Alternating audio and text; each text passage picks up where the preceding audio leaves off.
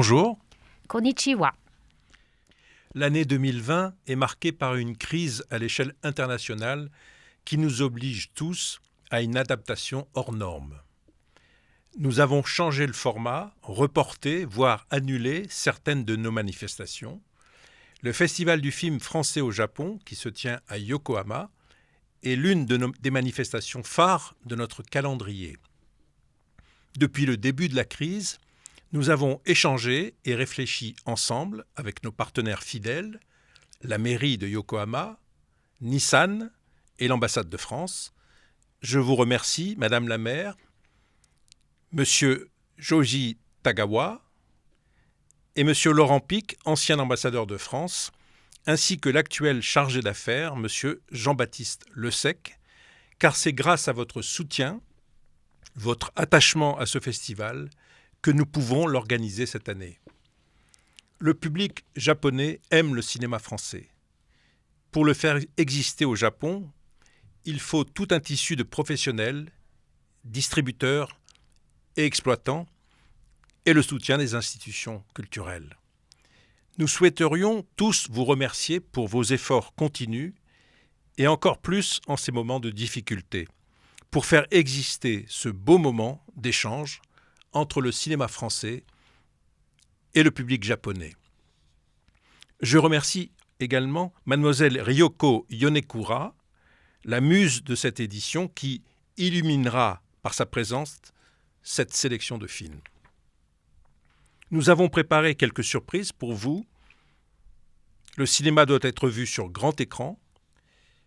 Nos équipes sur place et en France vont rendre cela possible. À Yokohama, du 10 au 13 décembre. Les artistes français vous remercient pour l'attention que vous portez à leurs œuvres, et même si des milliers de kilomètres nous séparent, ils seront au rendez-vous pour dialoguer avec vous grâce aux outils de la technologie moderne. Isabelle Huppert, l'une de nos plus grandes actrices, nous fait l'honneur d'accepter d'être la marraine de cette édition Yokohama 2020. Elle sera également sur vos écrans à Yokohama dans le film de Jean-Paul Salomé, La Daronne, une comédie moderne où elle démontre magistralement ses talents d'actrice comique. Merci à Isabelle Huppert de magistralement représenter si dignement le cinéma français à Yokohama.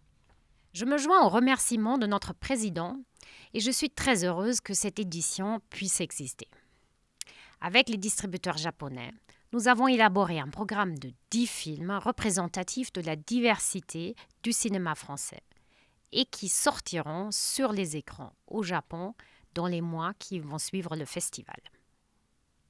En plus du film La Daronne de Jean-Paul Salomé, vous aurez l'occasion de découvrir 2 films d'animation. L'un qui présente avec tendresse la jeunesse de celle qui deviendra une célèbre brigande du Far West, Calamity de Rémi Chaillet.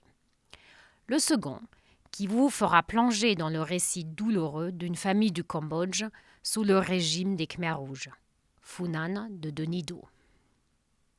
La sélection vous invitera également à passer un moment avec la plus vieille écolière du monde au Kenya, dans le documentaire Gogo de Pascal Plisson. Côté long métrage de fiction, de passionnantes histoires d'amour vous attendent.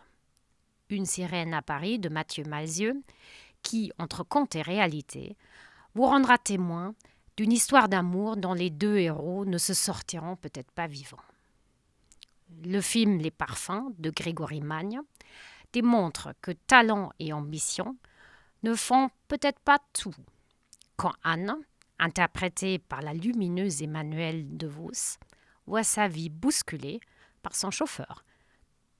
Tout comme Mon inconnu d'Hugo Gélin, dans lequel Raphaël doit reconquérir du jour au lendemain la femme de sa vie.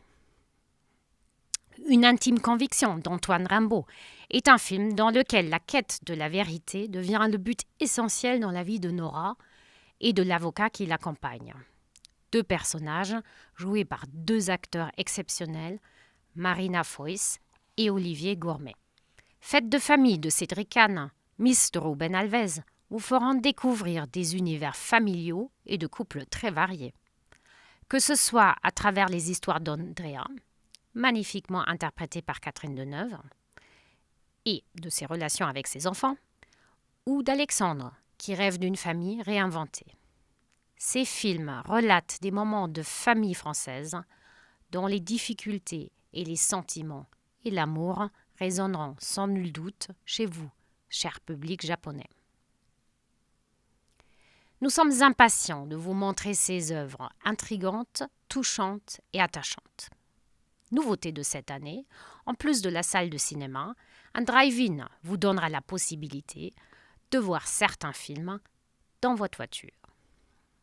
Nous espérons vous voir nombreux au Festival du film français au Japon qui se tiendra à Yokohama du 10 au 13 décembre.